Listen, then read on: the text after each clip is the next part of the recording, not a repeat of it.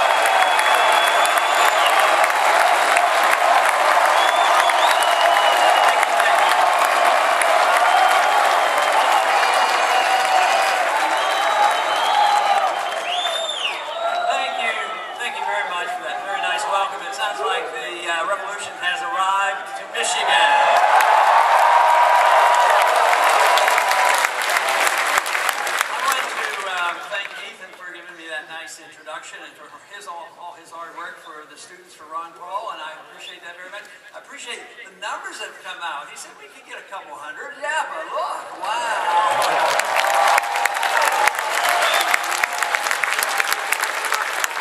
Now, also would like to introduce that young lady that I married 55 years ago, Carol.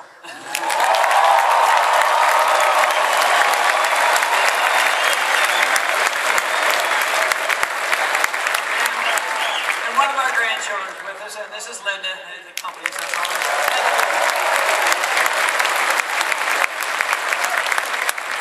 But the important issue to talk about, it's not very complicated. I guess we could have a lot of words to describe what we're trying to do, but I settled for one word, and that is liberty.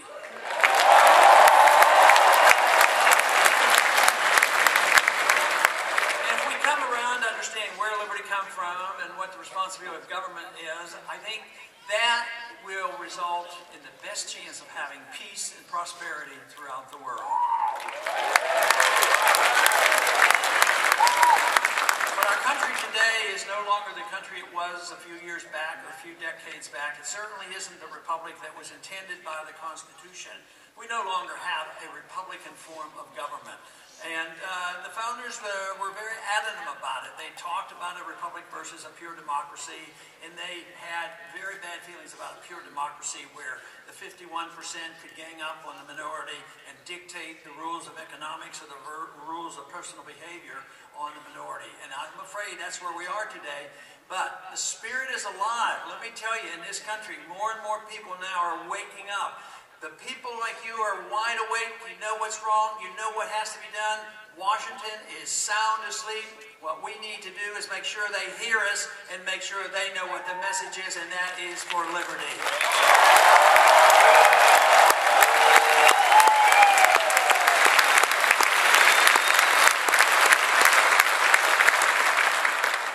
Approximately 100 years ago, we embarked on a different direction. We virtually gave up on the Constitution, and it's been whittled away constantly ever since. And even in the last few years, it's gotten much worse.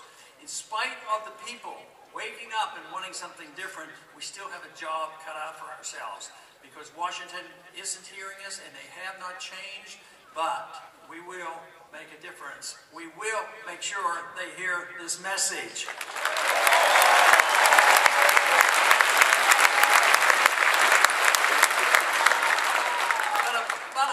Ago, especially under the Woodrow Wilson administrations, things certainly started in the wrong direction. Foreign policy was changed, accepting this so-called idealism of making the world safe for democracy. And look at the last 100 years. It hasn't been very safe. A lot of people have died, and there's less freedom in the world today, and there's less freedom in this country. Also, a few other things occurred in 1913. A couple things that we should reverse. One, for instance, is the 16th Amendment. I'd like to reverse it. I'd like to repeal it.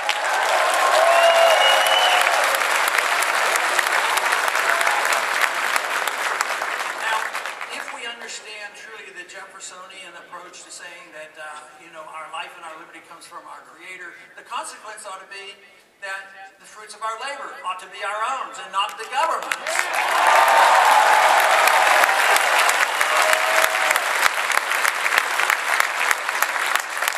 also, there was one other item that they passed in 1913, and every once in a while I mention it. That was the passage of the Federal Reserve Act. I'd like to repeal that as well. And the Fed!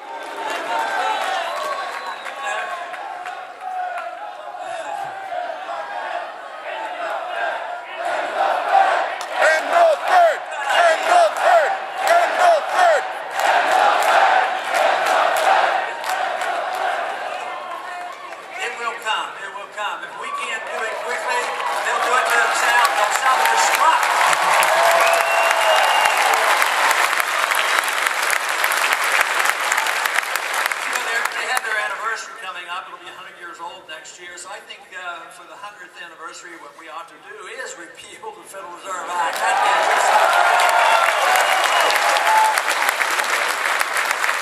lot of people ask me, why do you talk about this money system all the time and the Federal Reserve and concentrating on sound money and the Constitution? Isn't that so old-fashioned? Well, the founders knew something about this. They suffered through the inflation of the continental dollar. There was total destruction of the continental money. And therefore, they didn't want it to happen to us. They wanted to protect us. So they put in the Constitution only gold and silver could be legal tender, and that you could not print paper money, and that you don't have authority to start a central bank. So we've sort of violated that a bit. They didn't amend the Constitution. They just totally ignore it. We now today have a unit of account called a Federal Reserve note, and they sometimes refer to it as a dollar. But if you ask them, define a dollar, they have no idea how to define a dollar. They say, well, it means it's a Federal Reserve note. So they're trying to protect the value of something they don't even know what it is, and they can't even define it. Then they wonder why they have a mess in Washington and around the world. The dollar and the money issue is so important because it's 1/2 of everything we transact. Whether you're measuring wages or prices or incomes or interest rates, it's all measured by this dollar that you can't define, and then they wonder how we got into this mess. But the whole problem, starting in 1913, was to establish a growth path for big government. You know, whether it was the income tax. Unfortunately, Jefferson lost the argument at the beginning of our country when he argued we shouldn't even be able to borrow, but we've been able to borrow all this time. So they also then said, well, taxes are limited because the people will rebel. The market limits borrowing because the interest rates will go too high. So that's why we had to have a central bank, because if we come up short, the federal government can always take their bills and their debt and send it to the Federal Reserve, and the Federal Reserve just prints the money. It sounds good, sounds like a good thing, especially if it works, and it worked for a while. It works for a while until the country gets too much in debt. And even 20, 30 years ago, the debt wasn't that outrageous. But we were a creditor nation. We were on the positive side, even during the Depression. Today, we are the biggest debtor nation in the history of the world. And they think the solution is spend more money and print more money. It's virtual insanity to think you can get out of trouble by doing the mistakes that have brought on the trouble. That's why we have to think about monetary policy, listen to the founders, and say, take away the power of the government and the Federal Reserve to create money out of thin air to finance war.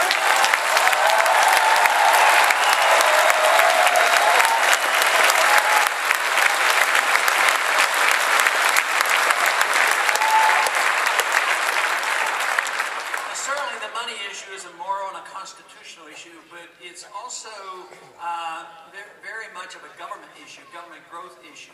Because it accommodates and it hides the bills for a while, governments can grow. So certainly, look at 1913 on. The entitlement system developed, the warmongering developed. Quickly after the Federal Reserve came into effect, they financed World War I. We had a depression in 1920-21. That depression lasted only 1 year because they weren't compelled by Keynesian economic theory to prolong the agony by propping up all the bad debt. There were no bailouts, so that depression ended a year. But by 1930, when the next depression came, Keynesian economics took over and said, they're too big to fail. We can't let them fail. We have to. We're good managers of the economy. Economic planning works, and we can get out of it. What did they do? They gave us a depression that lasted 17 years. And you'd think that would wake the people up, but it hasn't. They argued the case back then that the reason that we had a depression was because of the gold standard and also because of free markets. Well, was absolutely wrong, but it was taught in our schools for decades and decades. But right now, the proof is out on the table that their policies have failed. The welfare state, the entitlement system, the inflation system, and the constant wars is a failed system, and it's ruining our country. We have to reverse that direction.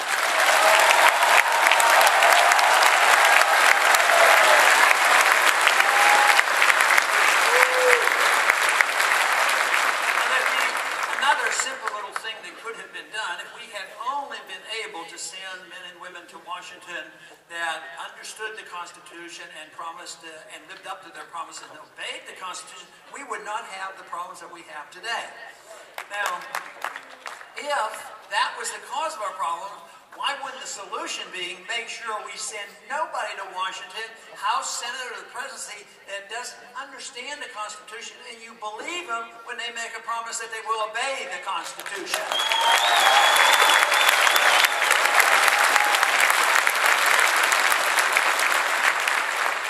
But over these many years, government has constantly grown, and therefore the attack on our personal liberties have been constant and steady. The economy now is in shambles because of constant debt, and there's no recognition that the correction for constant debt is liquidation of debt. Get rid of the debt. If you got into trouble and had too much debt, or your business had too much debt, you couldn't have economic growth if your credit ran out unless you got rid of your debt. You'd have to work harder and pay off your debt, do new jobs, or live more cautiously and live within your means. A country that lives over its means for a long time will be destined to live beneath its means, and that is what's happening right now.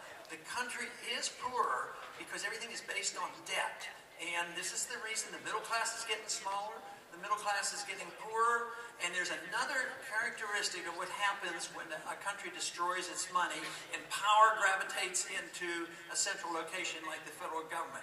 The power then takes the value or takes the wealth of the middle class. It's automatically transferred to the wealthy. And this is what's been happening. During the bubble formation, Wall Street and the banks, they did quite well during the housing bubble. And then they got to gambling. They got to gambling with these derivatives, and they got themselves over their head. They went bankrupt. And then they come rushing for help to the government and the Federal Reserve and say that you're going to bail us out. We're too big to fail. We're too big to fail. The whole economy is going to come down if you don't help us. So what did they do? The Congress and the Federal Reserve bailed them out. And what happened to the bad debt that should be liquidated? The bad debt was dumped on the people. That is what happened. And the very people that were supposed to be helped with these government programs and easy credit so everybody would have a house, guess what? They lost their jobs and they lost their houses, and they're still suffering. Economic planning doesn't work unless it's done by the people, not by the government, the central bank.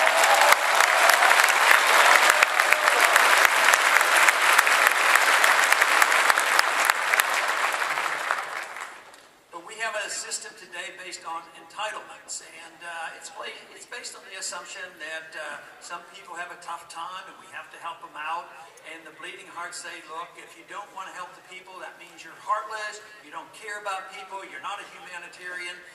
But I've come to the conclusion that the humanitarian instincts of almost all people, whether they disagree on solutions, but we have humanitarian instincts that if the humanitarian instinct drives you to say that we are going to have forced redistribution of wealth, guess what? There's not as much wealth. The humanitarian instinct should drive us to the free market, to property rights and sound money and limited government and less war. Then you will help the maximum number of people, and you will have the largest, wealthiest middle class under those conditions.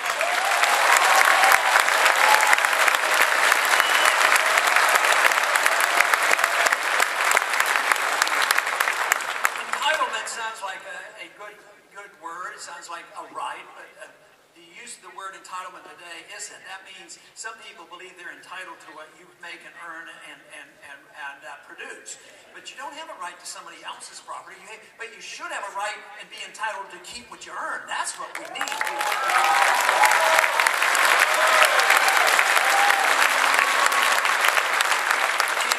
System is sold to the masses, and the masses believe they're going to always be taken care of, and you're going to have free education and free houses, and free medical care, the whole works.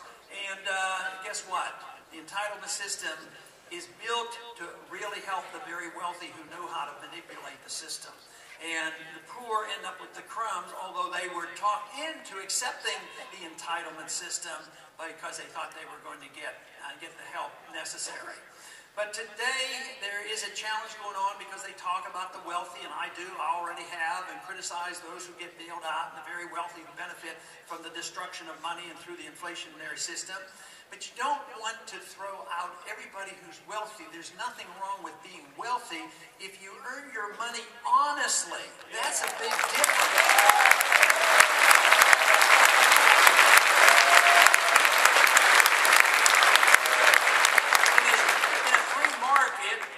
The wealthy get wealthy because they deliver a service to the people. If we make an individual wealthy because they provide a good product and we vote for that product and they become wealthy, but they get no benefits, they get nothing special from the government, no bailouts, no contracts, anything, they should be entitled to keep that.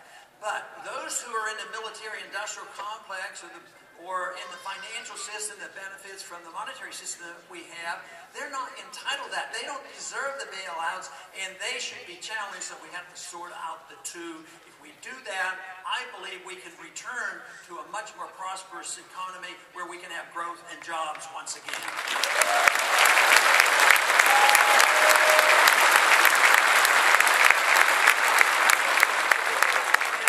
System is wasteful and it encourages corruption. A lot of people complain about the lobbyists having control, and they do. There's too much control by lobbyists in Washington.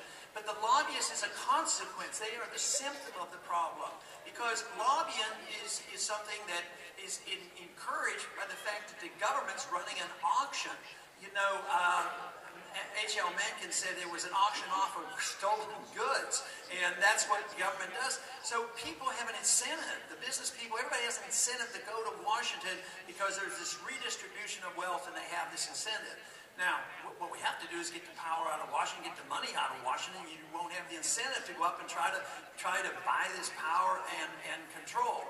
But today, we have a system that has been totally undermined, and the special interests do have control of it. But another way we could solve this, if we, once again, had only those people who were dedicated to the Constitution, who weren't influenced by these special interests and couldn't be bought off, this would all come to an end as well.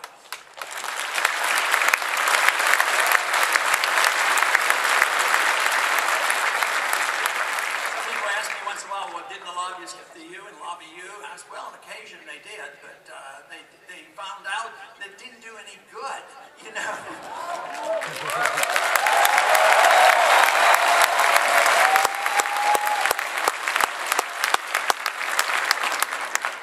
But the system of entitlements is something that has to be addressed, but the other thing that I talk about a whole lot, and the place where I want to do the first cutting, because I do want to start, with a token cut in the first year of $1 trillion in 1 year.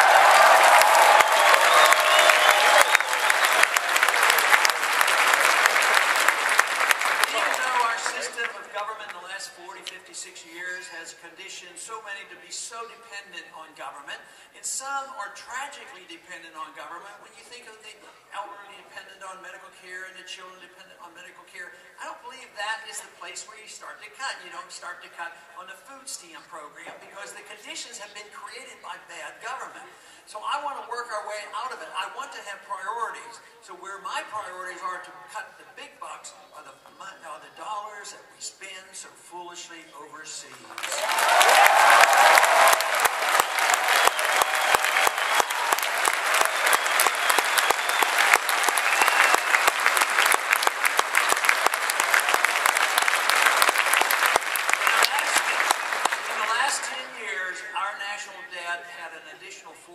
Added to it just from the spending overseas.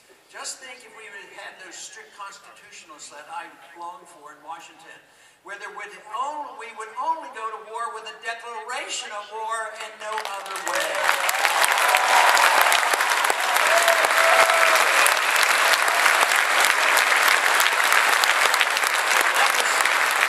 That was one of the biggest beefs of the founders of the country and the revolutionaries against the British. And the king would go to war they would get taxed to pay for the wars. So we need to go to war only if there's a declaration. If there's a need to it and to defend this country, we should declare the war as we did in World War II. Go fight and win it and just come home. That's what we need to do.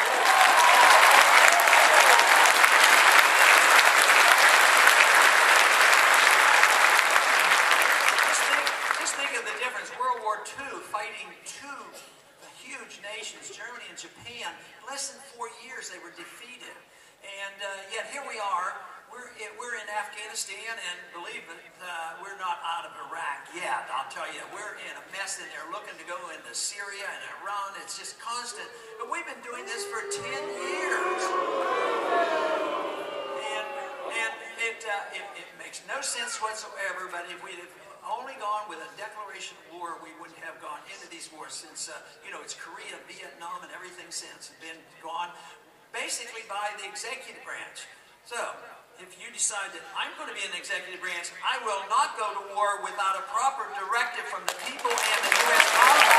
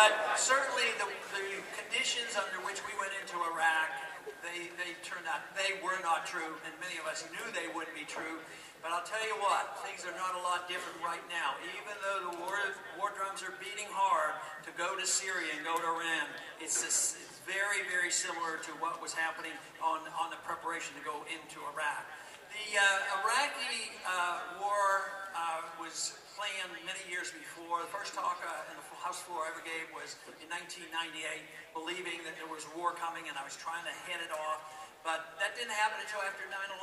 9/11, a terrible day in our history, but I think it's been misunderstood. I do not believe that we were attacked, nor will we be attacked because we're free and prosperous. I do not believe that is the reason.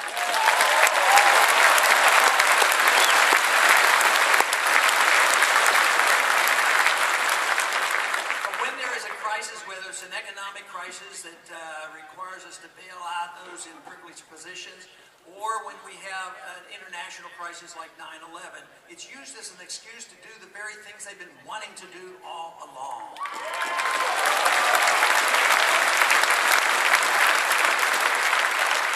Of course, it turned out there were no weapons of mass destruction. There was no Al-Qaeda in Iraq. Guess what?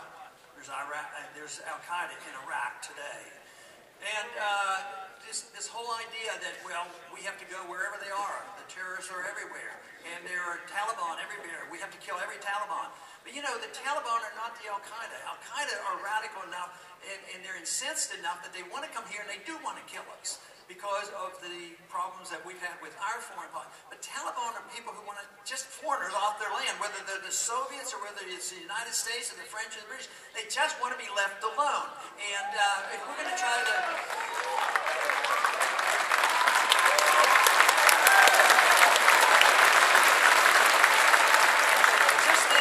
Just think how fruitless that is. If they are defending their homeland and we're trying to kill them and they want to kill us because we're there, the more we go in, the more Taliban there's going to be. The more the people that it's a catch-22. There's no ending to it. That is why the non-interventionist foreign policy of the founders makes so much sense. Let them deal with their problems. We'll deal with our problems here at home.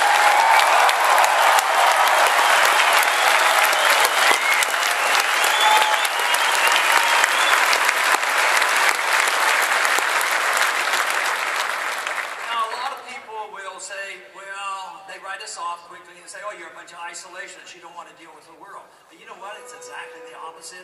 Guess who the isolationists are? The isolationists are the ones who want to put sanctions on all these countries to punish them. And what do? They really punish them and have an overthrow government? They solidify the power and bring out their own nationalism. So when we try to punish the Iranians, we solidify the power of Ahmadinejad. It does the opposite. I don't know whether they do it on purpose or they just don't know what they're doing, but it isn't good. It doesn't work. And but sanctions is a part of the isolationism that they accuse us of. And because the founders, and what I believe is that we should be friends with as many people as we can, trade with people, and travel with people around the world.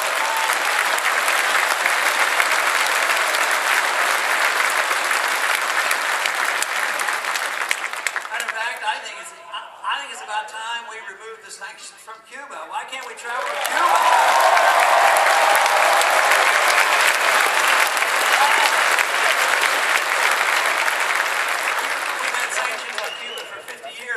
Are still there. It didn't work very well.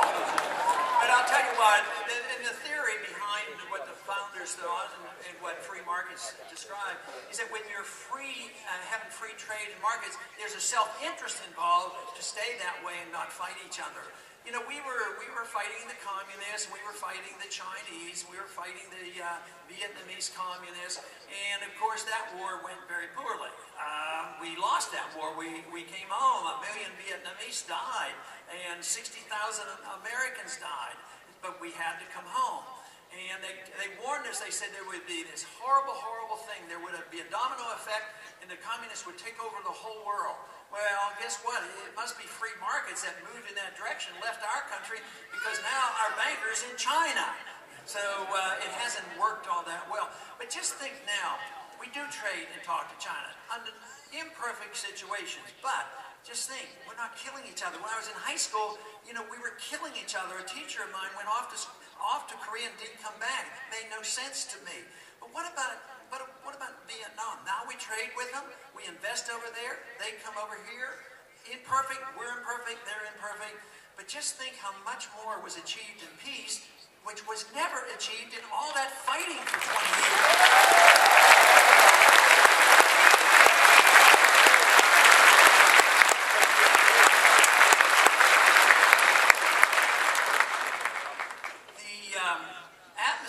Surrounds war and various kinds of wars, whether it's the wars overseas or the atmosphere dealing with civil liberties here at home when you have another war that goes on against the American people that causes so much trouble and so much undermining of our civil liberties. That is that onerous war on drugs that has caused so much.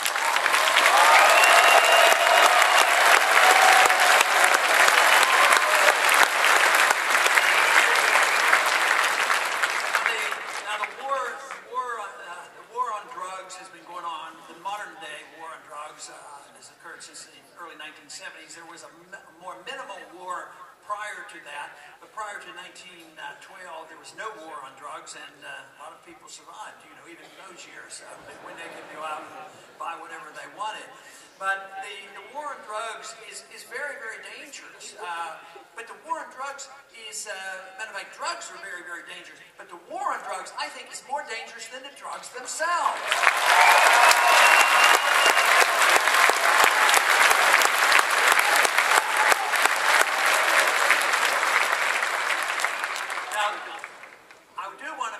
Strong point, both as a physician, as a parent, and as a grandparent. All drugs are dangerous. Illegal drugs are dangerous. The war on drugs are dangerous. But prescription drugs are very dangerous as well.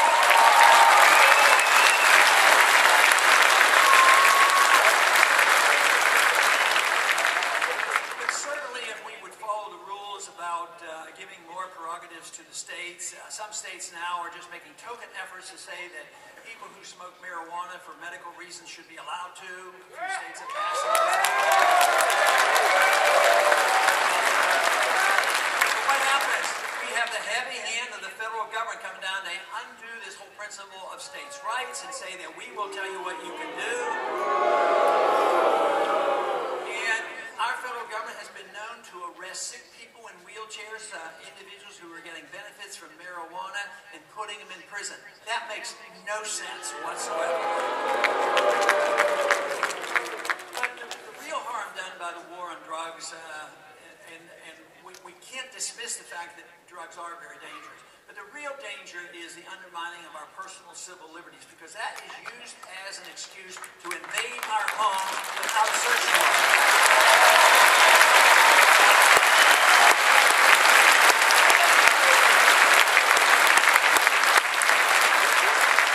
It's been bad for a long time, but it's gotten much worse with this other law that was passed after 9/11, and that is called the Patriot Act, which should be...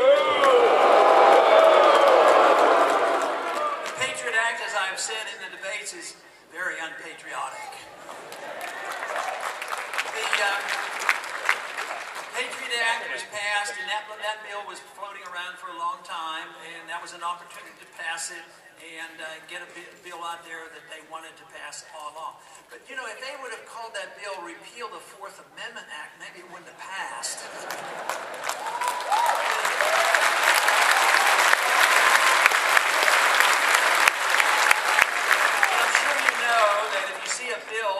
See the name on a bill going through the Congress, the name is almost always opposite of what it's going to end up doing, you know. So it's a very bad piece of legislation. So I think next year, when we get this opportunity to change some of these things, we shouldn't call it...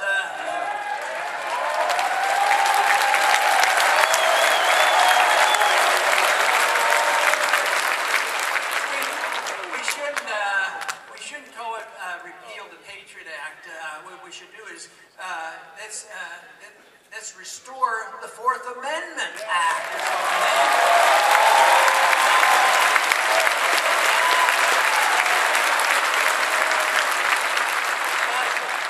It is the Patriot Act that gets covered. Too many times the SWAT teams had been coming into our homes and into our apartments, breaking in without proper search warrants. Now they can do it wholesale. And lo and behold, I imagine you have heard, there's a few occasions when they actually go into the wrong homes. And they've actually killed the wrong people. They shouldn't even be doing it.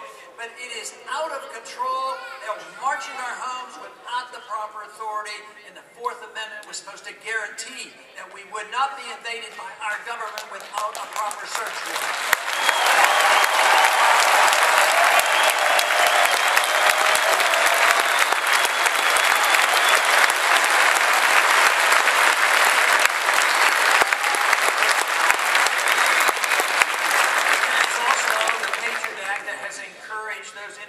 That are supposed to be protecting us, our airports, but what did they do? They prod and poke and x-ray us without any proper permission either. So someday we can think up a better way to protect us at the airports without the TSA.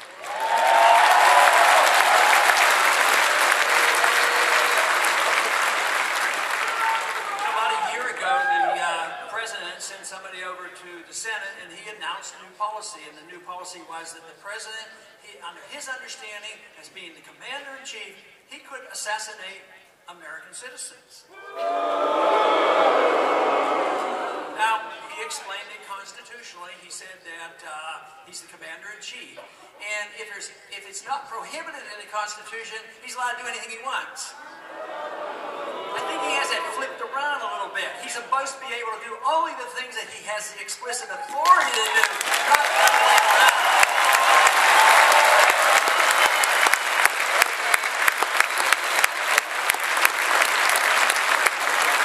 So he went and proved his point. He's already now assassinated 3 Americans. Well, the first one, Alaki, probably a bad guy, even though they never paid any charges. They never had a trial. They never said he did anything. But he probably was associated with some bad actors. He wasn't in his country, so they said, we're going to go after him. And with a drone missile, they killed him. So he had no due process. But they said that another family member was an associated force, associated with him, so therefore he was guilty too. So the next week, they assassinated him. But it turned out he was 16 years old, barbecuing in the backyard with his cousin. I don't think that's what America is supposed to be all about at all. I think we have to have more respect for civil liberties in this country.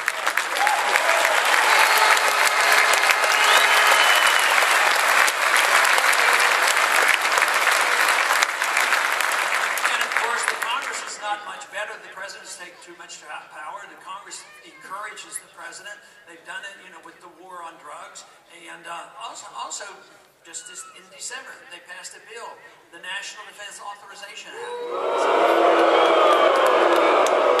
And it's obvious that you know a little bit about that. I'm always impressed by that. Because I know you didn't hear about it on the evening news. That's what I'm sure of.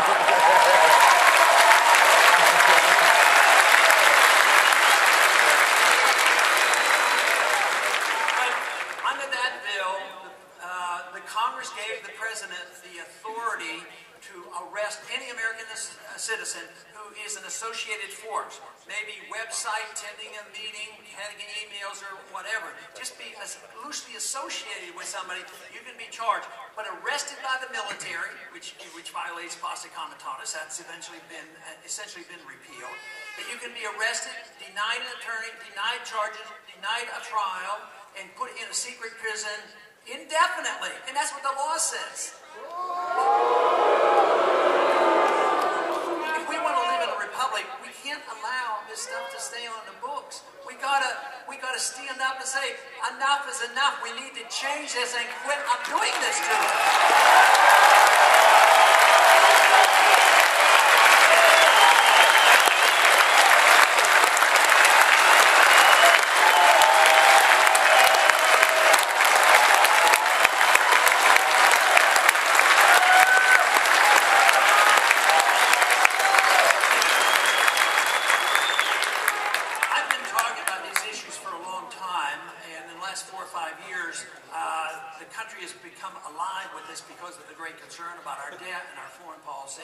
And our civil liberties.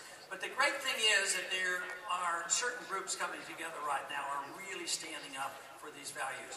One is a group of people who have known about these views for a long time, have felt frustrated, they've sort of dropped out, discussed it with both parties, and maybe never voted again, but now they're coming in and they're getting excited about a different view on government.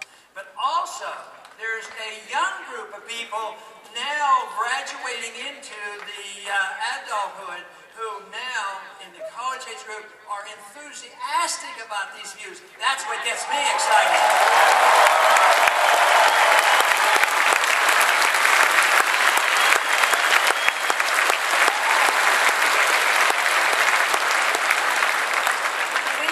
But the vehicle has been fantastic in the 50s and the 60s when I was looking for information, trying to sort these things out. It wasn't all that easy. I mean, I certainly couldn't get it off the TV. I certainly couldn't get it from my government. I couldn't get it from my government schools. But there were just a few people who were holding together and expressing these views. But today, we don't have that handicap. Today, we have a very, very public secret weapon, that is the internet.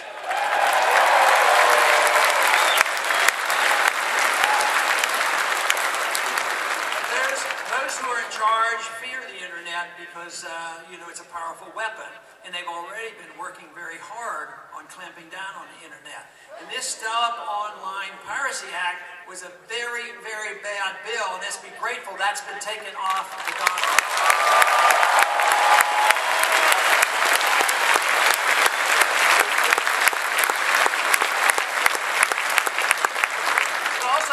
Encouragement. When the people wake up and send a message, even those individuals in Washington who are sound asleep get the message, because they were getting onto that bill wholesale. They had the votes. It was about to come to the floor. The people like you woke up and sent messages out there. So we still have enough freedom to wake this country up and change the direction, but it has to come from the people. It won't come top down. It has to come from the people, because government reflects the values of the people. So if that's what you want and you speak out and you do your job, Washington will change.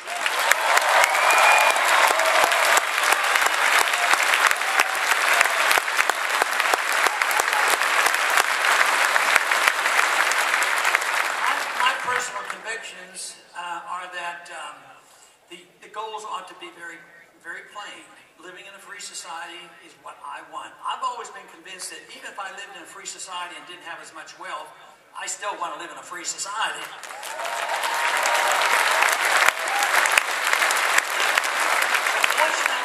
Fortunately for us, we don't have to make that decision. The freer society, the richer the society. the bigger the middle class and the more wealth there is, the better the distribution. So we never have to be bashful when the so-called humanitarians say, well, you who believe in the free market and capitalism, you don't care about people. If you care about people, you will defend liberty, you'll defend the free markets and sound money and no special interest out of the U.S. government to the special.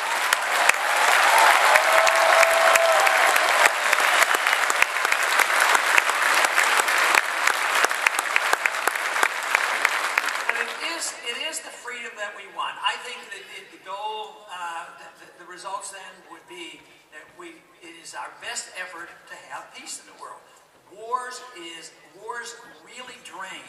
You cannot fight these kind of wars and expect to have wealth back here at home.